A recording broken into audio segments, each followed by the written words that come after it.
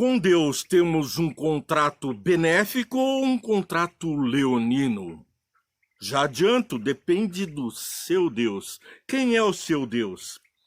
Deus tem o seu povo especial e a ele destina toda a mensagem de Berit, da aliança, do trato, do contrato. Um contrato feito com toda a humanidade. Adere à oblação aquele que está espontaneamente colocado diante de Deus. Bem, nós já dissemos que diante de Deus você pode firmar um contrato leonino, onde uma das partes tira toda a vantagem por sobre a outra, ou um contrato benéfico, onde a pessoa faz um contrato por mero prazer de beneficiar alguém. Deus é que determina, mas que você determina quem é esse Deus.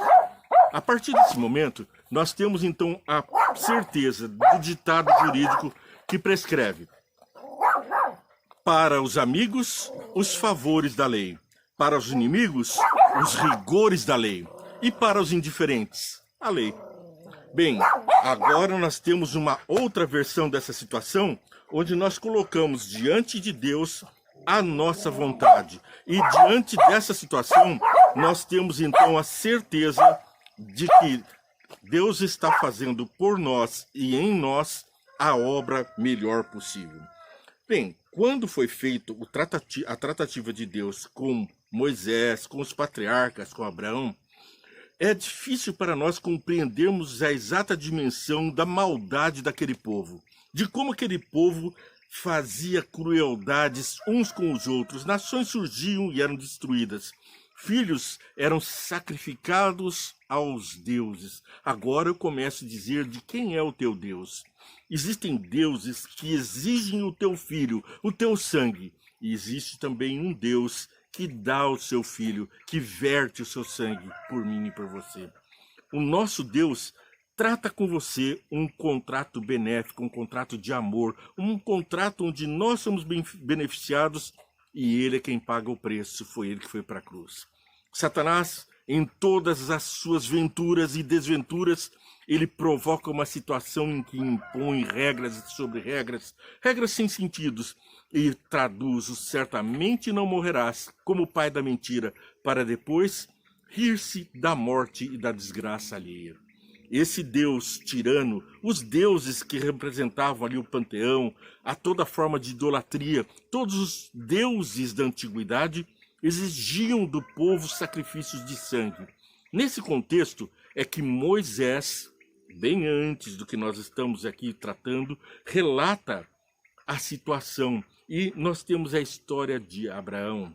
Ali estava Abraão fazendo um sacrifício, cortando animais ao meio.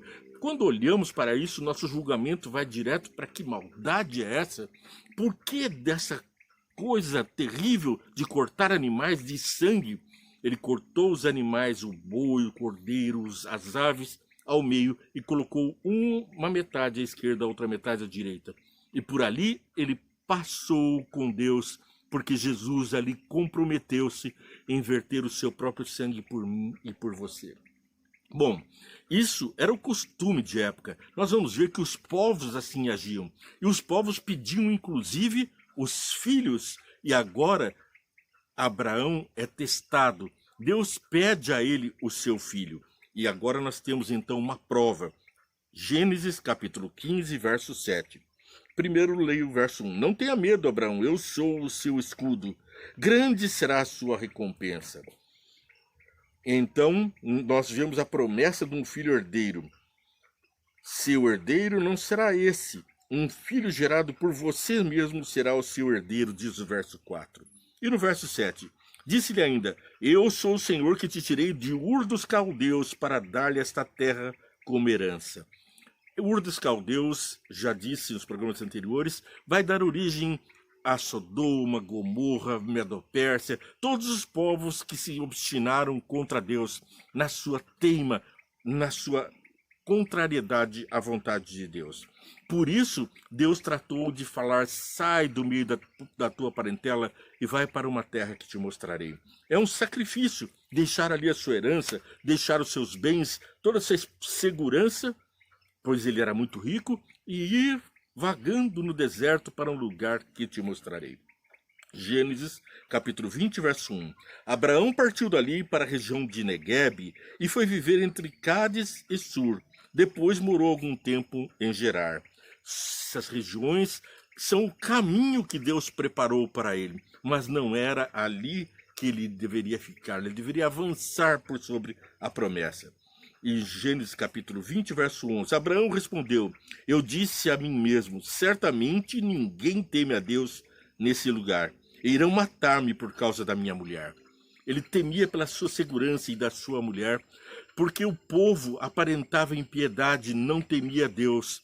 E agora então ele estava em insegurança, precisava caminhar na promessa de Deus.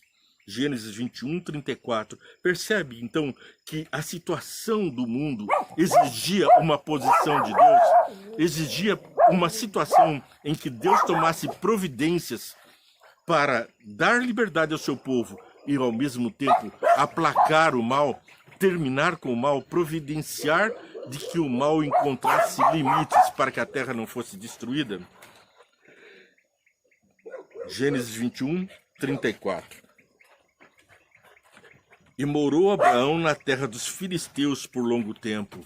Os filisteus são famosos na Bíblia por serem um povo mau, obstinado, desobediente e que tratava mal os filhos de Deus. 22, capítulo 22, versos 1 e 2. Deus pôs Abraão à prova, dizendo-lhe: Abraão, ele respondeu: eis-me aqui. Então disse Deus: tome seu filho, seu único filho, Isaque, a quem você ama, e vá para a região de Moriá.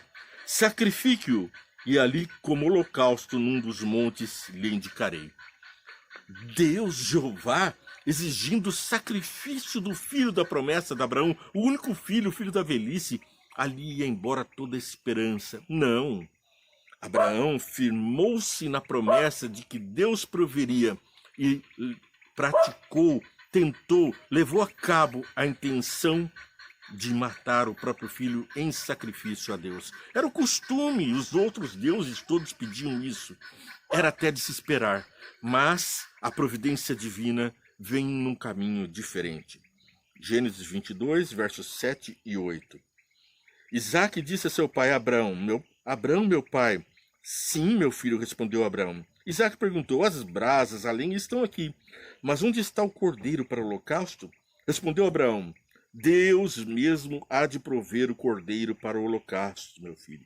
Os dois continuaram a caminhar juntos. Ali estava Isaque sendo conduzido para o sacrifício. E a esperança de Abraão: Deus vai providenciar o sacrifício. O resultado foi a imediata providência de Deus. Foi um milagre, porque veja, em Gênesis 22, 12, não lhe faça nada, não toque no rapaz, disse o anjo, não lhe faça nada, agora sei que você teme a Deus, porque não me negou o seu filho, o seu único filho. Abraão ergueu os olhos e viu um carneiro preso pelos chifres num arbusto. Foi lá pegá-lo e o sacrificou como holocausto em lugar do seu filho. Quem era esse cordeiro preso pelos chifres num arbusto? Era o próprio Jesus. Simbolizava que Jesus viria. O anjo que estava ali diante de Abraão era o próprio Jesus, dizendo: agora sei que você realmente me ama, não me negaste. Mas, para aí, sou eu quem vou morrer pelos seus pecados, não o teu filho. O ser humano não pode aplacar pecados, não pode perdoar pecados, não pode expiar a culpa. Nenhum homem pode sequer interceder pela nossa culpa. A Bíblia fala que o nosso intercessor é Cristo, porque só Ele deu a sua própria vida, só Ele se capacitou, morrendo injustamente. Ele, o justo, morreu no lugar do injusto e se habilitou ao sumo sacerdócio para interceder diante de Deus e mostrar diante do universo a sua justiça em amor. A que Deus você serve? A quem você está seguindo? A Baal, aos Baalins, aos deuses, aos falsos deuses que pedem teu filho e que aceitam o teu sangue? Ou você está diante do Deus de amor que realmente se entrega à oblação, um contrato benéfico? A vantagem é sua. Cuidado, Não siga falsos profetas, falsos ídolos, falsos deuses que pedem o teu sangue e do teu filho. Bem, ao continuarmos o nosso estudo, vemos Gênesis capítulo 22, verso 15. Eu repito, pela segunda vez o anjo do Senhor chamou do céu Abraão e disse: juro por mim mesmo, o abençoarei, verso 17, e farei seus descendentes tão numerosos como a estrela do céu, como a areia do mar, da praia do mar. Agora nós vemos que quem não negou o seu próprio filho teve a recompensa, além de não perder o filho, ainda teve uma descendência numerosa como a areia do mar. E Deuteronômio, voltando ao livro da aliança, ao livro do amor, da Berite, onde Deus observa, onde Deus contempla e Deus aplaca, vai junto, Deuteronômio 18, verso 9. Quando entrarem na terra que o Senhor, seu Deus, lhes dá, não procurem imitar as coisas repugnantes que as nações de lá praticam. Nós estamos vivendo entre as nações. Não pratiquem as obras repugnantes que estão sendo praticadas nesse mundo. Nós somos feitos para um outro propósito, para uma outra comissão. Deuteronômio capítulo 26, versos 16 a 19. Esse pedaço é para terminar mesmo com a nossa lição. Você curtiu? Já compartilhou? Tocou o sininho para ser alertado dos outros vídeos que diariamente vão do Vê e Entende para o teu coração, para o coração das pessoas com o amor de Deus? Ei, vamos ler então Deuteronômio capítulo 26, versos 16 a 19, para irmos para a finalização do nosso programa. O Senhor, o seu Deus, lhe ordena hoje que sigam esses decretos e ordenanças. Obedeçam-lhes atentamente, de todo o seu coração e de toda a sua alma. Hoje vocês declararam que o Senhor é o seu Deus e que vocês andarão nos seus caminhos, que guardarão os seus decretos, os seus mandamentos e as suas ordenanças, e que vocês lhe obedecerão. E hoje o Senhor declarou que vocês são o seu povo. Quem é o povo de Deus? Aqueles que obedecem. Aqueles que obedecem têm a promessa de Deus, o seu tesouro. Vocês são o seu povo, o seu tesouro pessoal, conforme ele prometeu, e que vocês terão o que obedecer a todos os seus mandamentos. Ele declarou que lhes dará uma posição de glória, fama e honra, muito acima de todas as nações que ele fez, e que vocês serão um povo santo para o Senhor, o seu Deus, conforme ele prometeu. Quem é santo para Deus? Os que guardam os mandamentos. A promessa Abirite está constante em todos os capítulos da Bíblia, em todos os livros da Bíblia. Deuteronômio é o livro do amor de Deus, falando desta promessa. E para terminar, Deuteronômio capítulo 28, verso 1. Se vocês obedecerem fielmente ao Senhor, o seu Deus, e seguirem cuidadosamente todos os seus mandamentos que hoje lhes dou, o Senhor, o seu Deus, os colocará muito acima de todas as nações da terra. O seu lugar, muito acima de todas as nações da terra.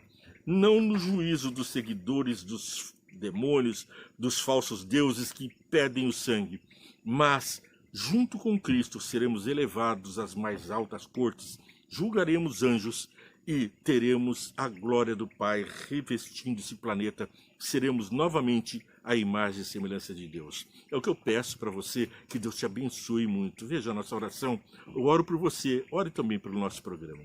Senhor Deus, ao colocarmos diante de Ti para estudar a Tua palavra, peço que sempre Teu Santo Espírito nos conduza em fidedignidade com a Tua letra, com a Tua palavra, para que não nos desviemos, não torçamos a Tua palavra e assim possamos galgar o verdadeiro conhecimento de Deus. Abençoa todos que estão participando desse programa, para que recebam a bênção na medida em que suas necessidades, para que possam contemplar a Tua face, em nome de Jesus. Amém, Senhor. Deus te abençoe e muito. Até amanhã. Vê e Entende.